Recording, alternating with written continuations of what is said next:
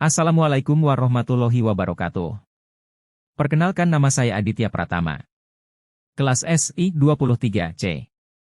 Mata kuliah Manajemen Bisnis. Universitas Teknokrat Indonesia.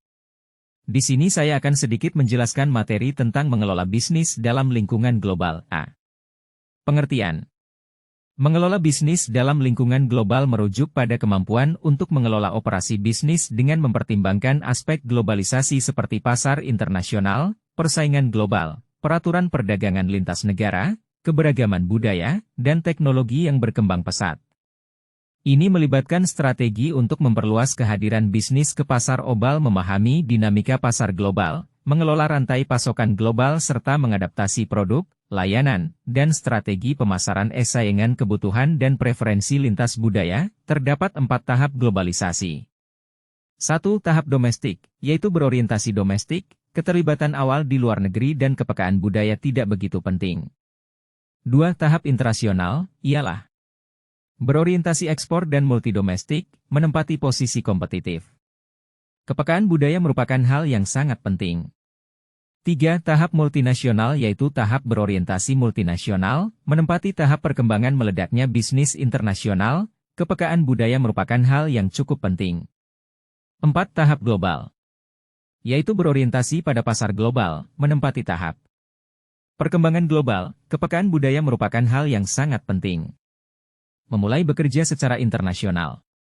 Ada beberapa cara bagi organisasi untuk memasuki kancah internasional.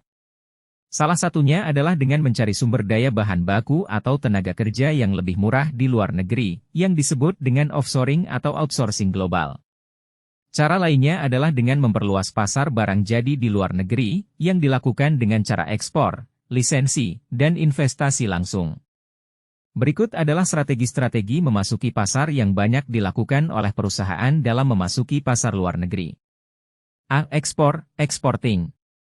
Ekspor adalah sebuah strategi memasuki pasar asing yang dilakukan oleh organisasi dengan cara mempertahankan fasilitas produksinya di dalam negeri dan menjualnya ke luar negeri. Counter trade merupakan bentuk ekspor ke negara-negara miskin, yaitu barter produk dengan produk dan bukan dengan mata uang.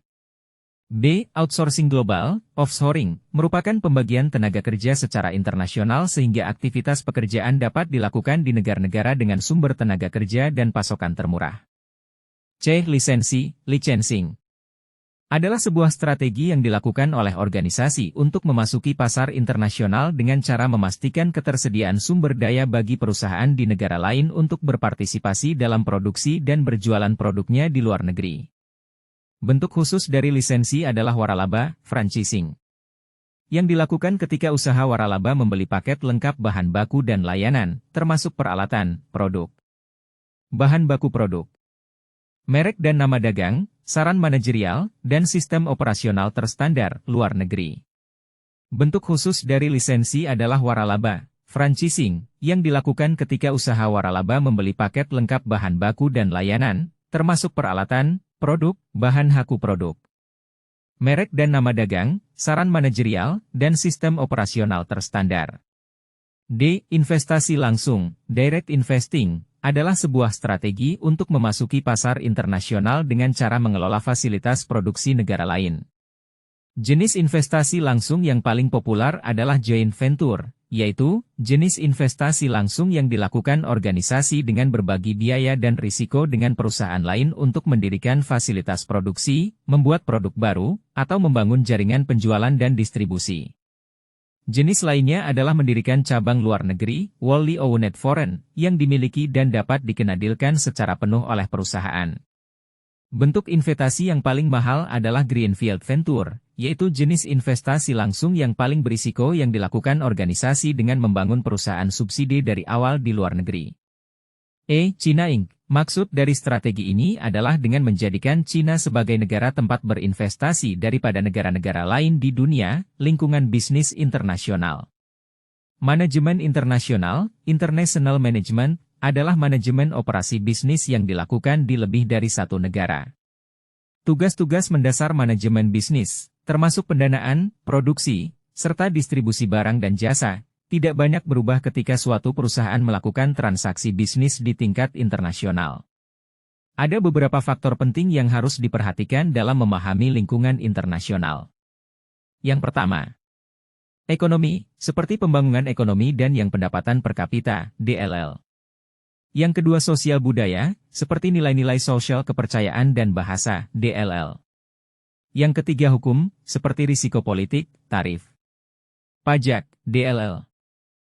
Selanjutnya, lingkungan ekonomi. Lingkungan ekonomi adalah kondisi ekonomi di negara tempat organisasi internasional beroperasi.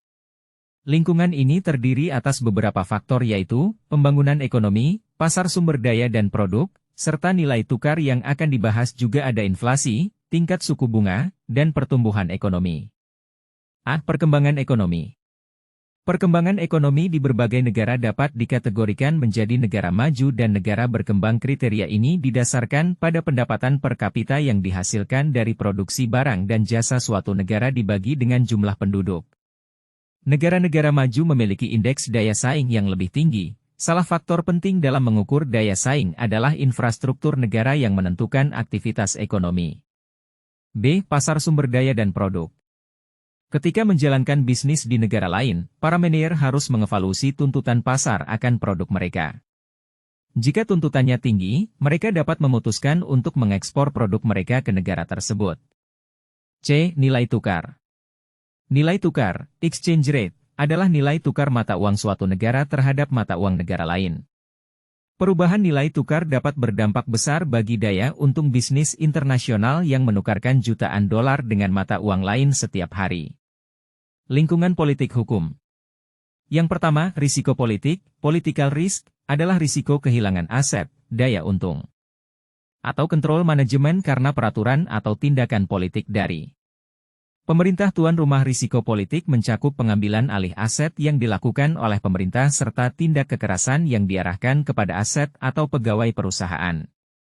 B. Ketidakstabilan politik, political instability, adalah mencakup kerusuhan, revolusi, kekacauan sipil, dan peralihan kekuasaan yang sering terjadi. Lingkungan sosial budaya dibagi menjadi tiga yaitu yang pertama, nilai-nilai sosial. Nilai-nilai sosial juga dibagi menjadi dua dimensi yaitu. 1. Dimensi nilai Hofstede. Dalam sebuah penelitian yang melibatkan 116.500 karyawan IBM di 40 negara, Gerd Hofstede mengidentifikasi 4 dimensi sistem nilai nasional yang mempengaruhi hubungan kerja organisasi dan pegawai, yaitu jarak kekuasaan, tingkat penghindaran kekuasaan, individualisme dan kolektivisme. Yang kedua, dimensi nilai Proyek Globe.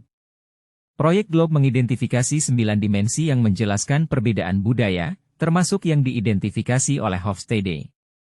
Sikap asertif. Orientasi masa depan, penghindaran ketidakpastian. Perbedaan gender. Jarak kekuasaan. Kolektivisme sosial. Kolektivisme individual. Orientasi kinerja dan orientasi kemanusiaan. Yang kedua, perbedaan komunikasi. Perbedaan komunikasi juga dibagi tiga yaitu 1. Kebudayaan berkonteks tinggi masyarakatnya peka terhadap situasi di sekeliling pertukaran sosial.